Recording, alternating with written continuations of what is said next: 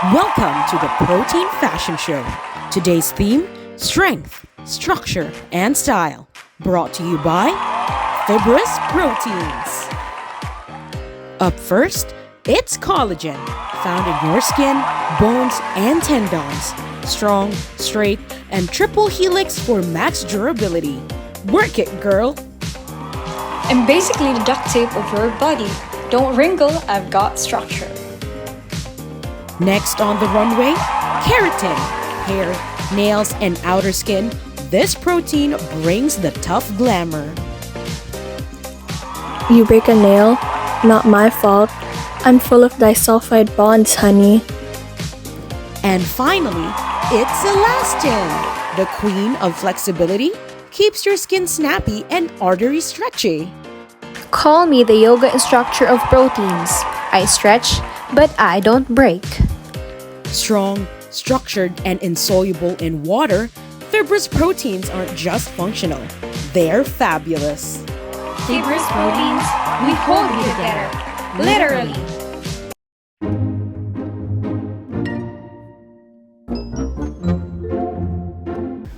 Ever wonder what keeps your skin firm, your hair strong, and your body held together?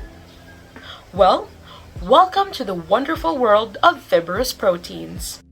Here are the objectives of this lesson. First, define fibrous proteins.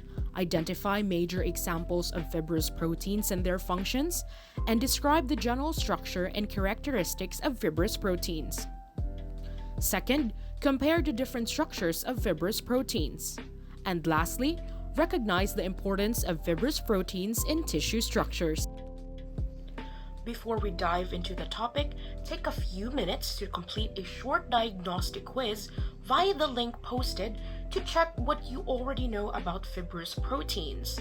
Be sure to take note of your score as it will help identify which areas you need to focus on during the lesson. Now, let's begin our lesson today with a look at these body parts.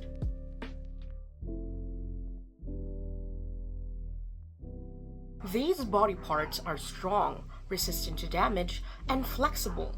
What do they have in common? They rely on fibrous proteins to provide strength and structure. Fibrous proteins are a class of proteins that are elongated, water-insoluble, and composed of repeating amino acid sequences. Their primary function is to provide mechanical support to tissues. Again, fibrous proteins are long, strand-like, water-insoluble molecules that give strength and structure to our body. As shown in the pictures, they're found in hair, skin, nails, tendons, and bones, built to resist stretching and tearing. Unlike other proteins, these are tough and structural, acting like the body's internal scaffolding. The first type of fibrous protein that we will talk about is keratin, which is found in the hair, nails, and outer layer of the skin. It has a coil structure that is made up of A helices and is rich in the amino acid cysteine. Cysteine allows keratin to form disulfide bonds, which strengthen the protein. That's why nails are hard and curly hair holds its shape. Next is collagen, the most abundant protein in the body, found in bones, tendons, and skin. It has a triple helix structure made from 3 chains that repeat a glyprohip sequence. This allows collagen to form dense and strong fibers that resist stretching. Now, I'd like you to try this. Can you differentiate keratin and collagen based on their structure and where they're found in the body? Take a moment to compare what we've just covered, as this will help reinforce the key differences between the two. Now that we've discussed about fibrous proteins, let's now compare them to globular proteins. As previously mentioned, fibrous proteins are long, insoluble, and serve structural roles. Globular proteins, on the other hand, are the opposite, as they are compact, soluble, and functional, like enzymes such as lactase and catalase, hormones like insulin, and antibodies like immunoglobulin G. Now, can you give me other examples of globular proteins aside from the ones we've discussed? If your answer goes along the lines of growth hormone, myoglobin, or amylase, then you're certainly correct. To reinforce what we've just learned, keratin is found in the epidermis, hair, and nails, while collagen is found in connective tissues such as tendons, bones, and skin. As fibrous proteins provide strength and stability to tissues, keratin protects against environmental damage and dehydration, while collagen holds tissues together and allows flexibility. To check your understanding, here's a quick true or false question. Collagen and keratin are fibrous proteins that are water-soluble and provide structural support to the body. True or false? The answer is false. While collagen and keratin provide structural support to the body, the key word is they are water-insoluble, not water-soluble. Keratin and collagen are more than just structural proteins. They play vital roles in keeping our body functioning and protected. Keratin is the key protein in our skin, hair, and nails, forming a tough protective barrier against physical damage, pathogens, and water loss. It's like nature's armor shielding the outermost layers of the body. It also helps maintain the integrity of epithelial cells and supports tissue strength in areas exposed constantly to friction. While collagen is essential for wound healing, as it helps rebuild tissue and promotes cell adhesion during repair process. It also plays a major role in tissue regeneration, keeping skin elastic and joints flexible.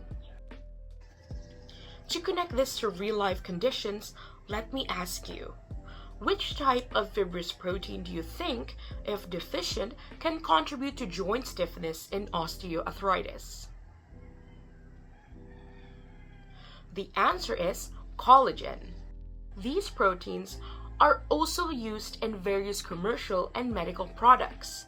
For keratin, you can find them in hair products, nail treatments, and barrier creams, while collagen is found mainly in anti-aging creams, dietary supplements, and wound dressing. Now, I'd like you to think of your own examples. Can you name any products you use daily that contain keratin or collagen? This will help you realize how these proteins are not just important inside the body, but are also part of everyday items we regularly use. Fibrous proteins go beyond than just providing structure. They are key players in protection, healing, and even beauty. They quite literally help hold the body together and keep it resilient.